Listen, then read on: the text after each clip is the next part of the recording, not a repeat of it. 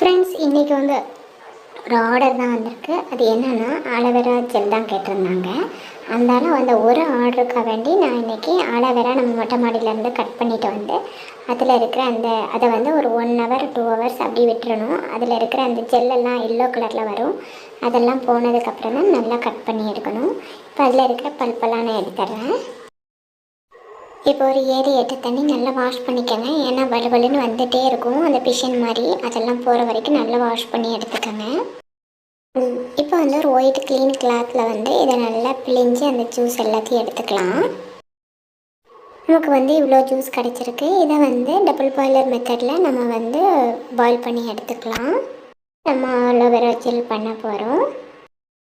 இப்போ நம்ம கார்போமரில் தான் பண்ணணும். இப்போ பாருங்கள், ஆலோவேரா ஜெல்லை ஊற்றி நல்லா கிளறி விடலாம்.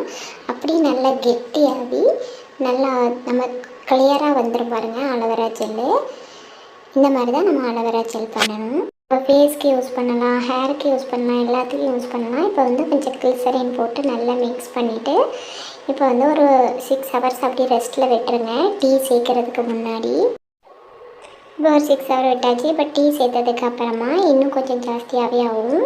பாருங்கள் எவ்வளோ கிளியராக இருக்குன்னு. நம்மளோட சூப்பரான ஆலோவேரா ஜெல் ரெடி ஆகிடுச்சு.